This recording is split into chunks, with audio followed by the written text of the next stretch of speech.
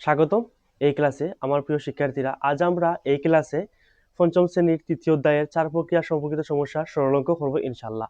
তো তোমরা যদি এই ক্লাসটি দেখো মনোযোগ দিয়ে, তাহলে অবশ্যই ক্লাসটি বুঝতে পারবে এবং শিখতে পারবে। যদি তোমরা এই ক্লাসটি এখন দেখো, তাহলে অবশ্যই খাতা এবং কলম নিয়ে বসবে। আমি কিছু নোট বলবো, এই খাতা এবং খাতার মধ্যে এগুলা নোট করবে। তো প্রথমে আমরা সরল করব। তো সরল হচ্ছে পঞ্চম শ্রেণীর তৃতীয় অধ্যায়ের মধ্যে আছে।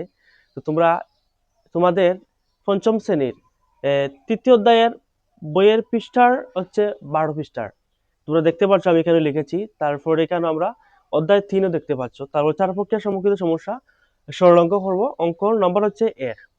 তো এই অঙ্ক সমাধান করব আমরা। তো প্রথমে আমরা এই অঙ্ক সরল করার আগে কিছু আমাদেরকে নিয়ম অবশ্যই জানতে হবে। নিয়মটা হচ্ছে, প্রথমে প্রথমে আমরা কি করব, যে সরল মধ্যে বন্ধনী এবং প্রক্রিয়া প্রতীক এটি সম্পর্কে আমাদেরকে ধারণা থাকতে হবে। তো বিষয়টি বুঝতে পারছো। তো প্রথমে আমরা কি করব, প্রথমে আমাদেরকে যে বন্ধনী হচ্ছে 3টা, প্রথম বন্ধনী, দ্বিতীয় বন্ধনী এবং তৃতীয় বন্ধনী। এই 3টা বন্ধনী আমাদেরকে অবশ্যই চিনতে হবে আমাদেরকে, কোনটার পরে কোনটা, কোন বন্ধনীর কাজ আমরা করব। তো চার প্রক্রিয়া সম্পর্কিত সমস্যা অঙ্ক হচ্ছে, চার প্রক্রিয়া মানে কি? প্রক্রিয়া প্রতীক আমাদের 4টি, কি? যোগ, বিয়োগ, গুণ, ভাগ। এই চার প্রক্রিয়া, যে অঙ্কের মধ্যে 4টি প্রক্রিয়া প্রতীক আছে, যোগের কাজ আছে, বিয়োগের কাজ আছে এবং গুণ এবং ভাগের কাজ আছে। এটা হচ্ছে চার প্রক্রিয়ার অঙ্ক। আশা করি তোমরা বুঝতে পেরেছো। এই যে যোগ, বিয়োগ, গুণ, ভাগ, এই চার প্রক্রিয়া নিয়েই হচ্ছে চার প্রক্রিয়া সম্পর্কিত সমস্যার অঙ্ক। তো তোমরা তো দেখতে পাচ্ছ যে তোমাদের অধ্যায় হচ্ছে তৃতীয় অধ্যায়ের মধ্যে এটি আছে, এবং এখন যে আমরা অঙ্কটা করব এটি হচ্ছে সরল অঙ্ক। সরল অঙ্ক। তো প্রথমে আমাদের সরল অঙ্কের মধ্যে কিছু যে নিয়মটা আমাদের জানতে হবে, তো নিয়মগুলো আমি এই ক্লাসে তোমাদেরকে বলছি। তো প্রথমে আমরা প্রথম বন্ধনী কাজ করবো, এটির নাম হচ্ছে প্রথম বন্ধনী। আর তারপর এইটি যে এটি হচ্ছে দ্বিতীয় বন্ধনী, তারপর এটি হচ্ছে তৃতীয় বন্ধনী। এখন আমরা সরল অঙ্ক যখন করব, প্রথমে আমরা প্রথম বন্ধনীর কাজ করব, তারপরে কিন্তু দ্বিতীয় বন্ধনীর কাজ, তারপরে সর্বশেষে তৃতীয় বন্ধনীর কাজ। আশা করি বুঝতে পেরেছো। এখন আমরা বন্ধনী আমরা জানতে পেরেছি যে প্রথমে আমরা প্রথম বন্ধনী, তারপর দ্বিতীয় বন্ধনী, তারপর তৃতীয় বন্ধনীর কাজ করব।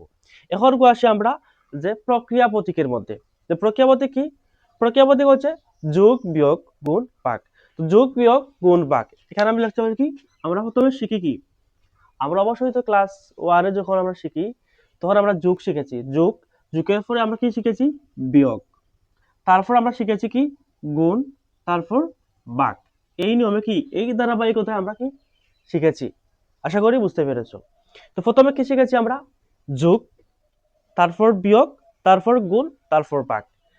এখন আমরা কিন্তু যোগের আগে কিন্তু বিয়োগ আমরা বিয়োগ অঙ্ক শিখিনি। প্রথমে শিখেছি কি? যোগ, তারপর কি? বিয়োগ, তারপর গুণ, তারপর ভাগ।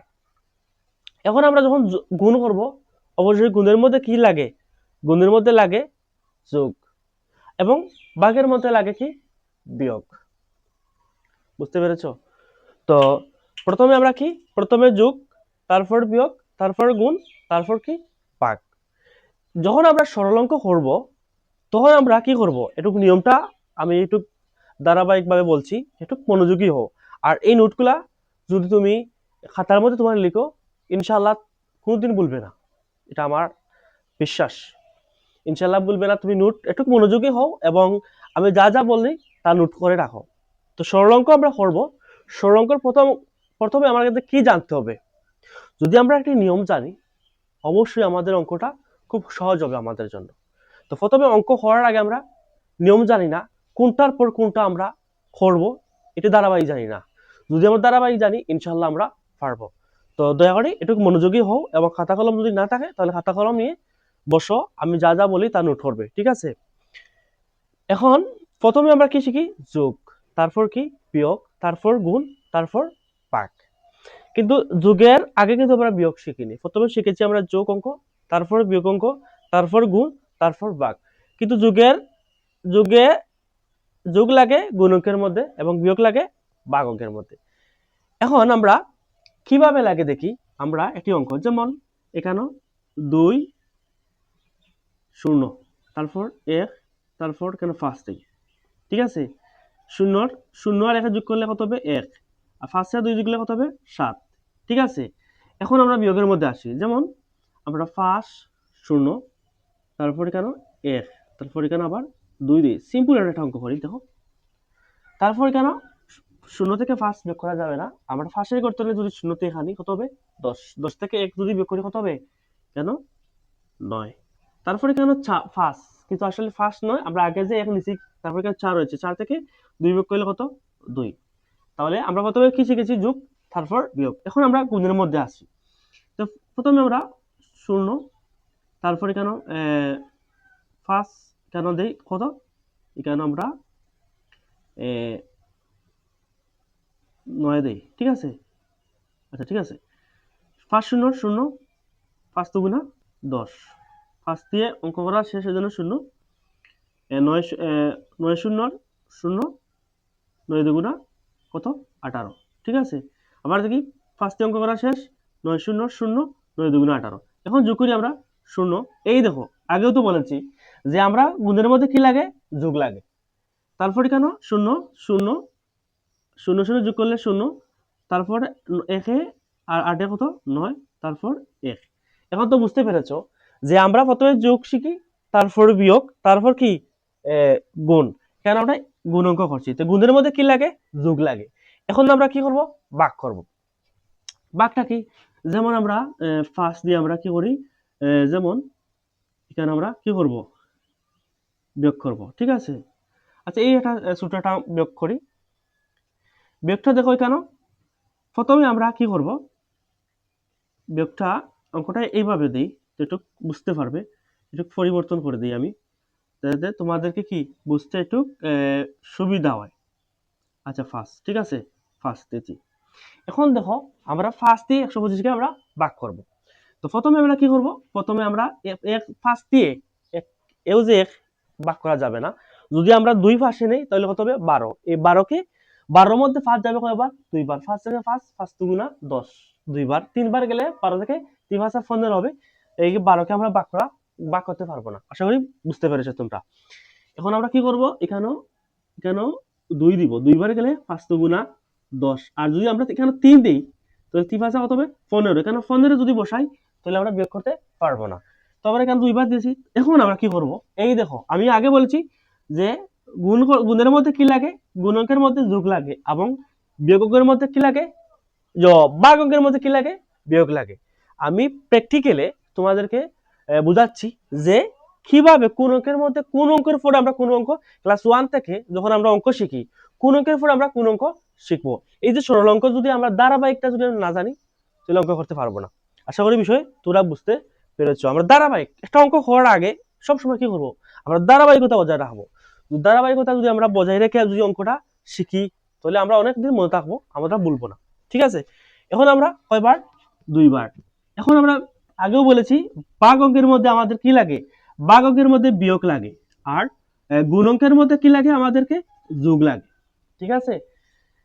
তারপরে এখন দেখো এখানে আমরা 12 মধ্যে 2 বার গেছে 10, এখন 12 থেকে আমরা বিয়োগ করব, 2 আর 2 কেন বিয়োগ করেছি, ঠিক আছে। এখন দেখো বিয়োগ করে কি করেছি, কেন বিয়োগ করেছি। তখন 2 ফার্স্টকে 2 দিয়ে ভাগ করা যাবে না, আমাদের উপরে একটি ফার্স্ট আছে, এই ফার্স্ট এখানে আমরা যখন নামাবো তখন কত হয়েছে 25। আসলে তোমরা বুঝতে পেরেছো। এখন আমরা এই 25 এর মধ্যে ফার্স্ট কয়বার যাবে 5 বার। এখন এখানে আমরা ফার্স্ট বসাই, ফার্স্ট হচ্ছে কত 25, এখানে শূন্য। তাহলে আমরা এই ক্লাসে আমরা শিখলাম ধারাবাহিক কোন অঙ্কের উপরে আমরা কোন অঙ্ক শিখি। এখানে আমরা প্রথমে কি শিখি যোগ, তারপরে কি বিয়োগ, কিন্তু আগে প্রথমে আমরা বিয়োগ শিখিনি। প্রথমে আমরা শিখেছি কি যোগ অঙ্ক, তারপর বিয়োগ অঙ্ক, তারপর কি অঙ্ক গুণ অঙ্ক। গুণের মধ্যে কি লাগে, গুণের মধ্যে যোগ অঙ্ক লাগে। তুমি যদি গুণ অঙ্ক করতে চাও তাহলে আগে তোমাকে কি অঙ্ক শিখতে হবে, তোমাকে অবশ্যই যোগ অঙ্ক শিখতে হবে। তুমি যদি যোগ অঙ্ক যদি পারো না তাহলে অঙ্কটি করতে পারবে না। তারপর আমরা কি ভাগ অঙ্ক শিখি, ভাগ অঙ্কের মধ্যে কি লাগে বিয়োগ অঙ্ক লাগে। তাহলে গুণ এবং ভাগ তোমাকে শিখতে হলে অবশ্যই কি করতে হবে, তোমার যোগ এবং বিয়োগ অঙ্ক শিখতে হবে তোমাকে আগে। তো প্রথমে আমরা এই যে অঙ্কটা করেছি, যে প্রথমে যোগ, তারপরে বিয়োগ, তারপরে গুণ, তারপর ভাগ অঙ্ক আমরা করি ধারাবাহিক। তো কোন অঙ্কের মধ্যে কোন অঙ্ক লাগে, গুণ অঙ্কের মধ্যে যোগ অঙ্ক লাগে, এবং ভাগ অঙ্কের মধ্যে কি লাগে, বিয়োগ অঙ্ক লাগে। তো আমি এখানে উদাহরণসহ তোমাদেরকে বুঝিয়েছি আমরা সরল অঙ্ক করার আগে। তো প্রথমে আমরা সরল অঙ্ক দুইটা বিষয় আমাদের জানতে হবে, একটা হলো কি বন্ধনী, আর আরেকটা হলো কি প্রক্রিয়া প্রতীক। তো বন্ধনী প্রথমে আমরা কি শিখবো, প্রথম বন্ধনী, তারপর দ্বিতীয় বন্ধনী কাজ করবো, তারপরে তৃতীয় বন্ধনী। কিন্তু সরল অঙ্কের ক্ষেত্রে আমরা কিন্তু একটু ব্যতিক্রম কি, প্রথমে আমরা কি করব, প্রথমে আমরা এই যে বাঘের অঙ্ক করবো 1 নম্বরে, বুঝতে পেরেছি, কেন 1 লিখেছি আমি বাঘের অঙ্ক। 2 নম্বরে আমরা কি, 2 নম্বরে আমরা গুণের অঙ্ক করব, এবং 3 নম্বরে আমরা কি যোগের অঙ্ক করব, এবং 4 নম্বরে কি করব, আমরা কি বিয়োগের অঙ্ক করব। এই যদি নিয়মটা তোমরা জানো, তোমরা অবশ্যই সরল অঙ্ক পারবে, কোনোদিনও বলবে না, ঠিক আছে। তো তার আগে আমাদের কি মানে যোগ, বিয়োগ, গুণ, ভাগ, এই অঙ্কগুলো আমাদেরকে কি জানতে হবে। কোন অঙ্কের মধ্যে কোন অঙ্কের পর কোন অঙ্ক আমরা শিখবো, এবং ধারাবাহিকতা। যদি আমরা এই সরল অঙ্ক যদি আমরা করতে চাই, অবশ্যই আমাদেরকে যোগ, বিয়োগ, গুণ, ভাগ এই 4টা অঙ্ক আমাদেরকে কি করতে হবে, শিখতে হবে, এবং জানতে হবে কোন অঙ্কের পর কোন অঙ্ক আমরা শিখবো, এবং কোন অঙ্কের মধ্যে কোন অঙ্ক লাগে। তো প্রথমে আমরা যোগ অঙ্ক শিখবো, তারপর বিয়োগ অঙ্ক, তারপর গুণ অঙ্ক, তারপর ভাগ অঙ্ক। কিন্তু গুণের মধ্যে কি লাগে, গুণের মধ্যে অবশ্যই তোমাদের কি লাগে, গুণ অঙ্কের মধ্যে যোগ অঙ্ক লাগে, এবং ভাগ অঙ্কের মধ্যে বিয়োগ অঙ্ক লাগে, ঠিক আছে। এখন আমরা সরল অঙ্ক, এই যে একটা উদাহরণ দিয়েছি তোমাদের পঞ্চম শ্রেণীর, তো দেখতে পাচ্ছ 4 প্রকার সম্পর্কিত সমস্যা, অধ্যায় হচ্ছে 3, এবং তোমাদের পাঠ্য বইয়ের 2025 সালের যে পাঠ্য বইয়ের পৃষ্ঠা হচ্ছে 12 পৃষ্ঠা, ঠিক আছে। এবং এই অঙ্ক আমরা ইনশাআল্লাহ সমাধান করব। তা এই অঙ্ক সমাধান করার আগে তোমাদেরকে বলেছি কি প্রথমে যে বন্ধনী সম্পর্কে আমাদের ধারণা থাকা লাগবে। তো বন্ধনী হচ্ছে 3টি, প্রথম বন্ধনী, দ্বিতীয় বন্ধনী এবং তৃতীয় বন্ধনী। এবং প্রথমে আমরা প্রথম বন্ধনী কাজ করব, তারপরে দ্বিতীয় বন্ধনী কাজ করব, এবং সর্বশেষ মানে 3 নম্বরে আমরা তৃতীয় বন্ধনী কাজ করব। এখন প্রথম বন্ধনীর ভিতরে যদি আমরা যোগ, বিয়োগ, গুণ, ভাগ থাকে, তো প্রথমে আমরা কি করব, 1 নম্বরে ভাগের, তারপর 2 নম্বরে গুণের, 3 নম্বরে আমরা যোগের, এবং 4 নম্বরে আমরা বিয়োগের কাজ করব আমাদের বন্ধনীর ভিতরে। প্রথম বন্ধনীর ভিতরে এই 4টার মধ্যে যেটা থাকবে আগে আমরা এই ধারাবাহিকতায় কাজ করব, ঠিক আছে। এখন যদি এই ধারাবাহিকতা আমরা বজায় না রাখি, তাহলে অঙ্ক সমাধান করতে পারবো না। এখন সাইড আছে দুইটা, এই দেখো, এখন আমি তোমাদের সাথে সামনে দাঁড়িয়েছি, এই সাইড হচ্ছে আমার কি বাম হাত, আর এই হচ্ছে ডান হাত। কিন্তু সরল অঙ্কের নিয়ম হচ্ছে প্রথমে কি বাম থেকে শুরু হবে, এটা কিন্তু তোমাদেরকে অবশ্যই মনে রাখতে হবে, ঠিক আছে। তো প্রথমে আমাদের সরল অঙ্ক বাম থেকে শুরু হয়, ঠিক আছে। এই আমার বাম হাত, এই হচ্ছে ডান হাত। তো তোমরা যখন এইদিকে যখন দাঁড়াবে, তোমাদের কি এইদিকে হবে ডান, আর এইদিকে হবে বাম। আমি কিন্তু এইদিকে দাঁড়িয়েছি, ঠিক আছে। তো অঙ্ক কিন্তু এই যে বাম দিক থেকে শুরু হয়, ঠিক আছে। অঙ্কের সাইড এইদিকে বাম দিক থেকে শুরু হয়, ঠিক আছে। এখন বুঝতে পেরেছো। এখন আমরা এই অঙ্ক সমাধান করবো ইনশাল্লাহ।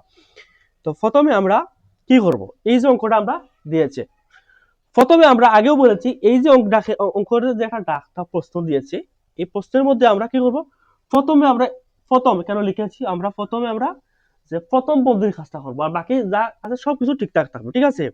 ডান থেকে যদি শুরু হয় যদি প্রথমে কি করবো আমরা, এই যে সরি বাম থেকে যখন শুরু করব, তখন আমরা কি প্রথমে সবসময় আগে কিন্তু যে বন্ধনীর কাজটা করবো, প্রথম বন্ধনীর কাজ, ঠিক আছে। 6, তারপরে কেন বিয়োগ দিয়েছি, ঠিক আছে। এই যে প্রথমে কি প্রথম বন্ধনীর কাজ, তখন আমরা এখানে 56 থেকে 40 যদি আমরা এখানে বিয়োগ করি, ঠিক আছে, এটা নোট করি আমরা এখানে 56 থেকে যদি আমরা 40 বিয়োগ করি, কত থাকে 0, 1, 16, ঠিক আছে। এখানে আমরা 16 বসালাম, ঠিক আছে। তারপর ভাগ, ঠিক আছে, ভাগ।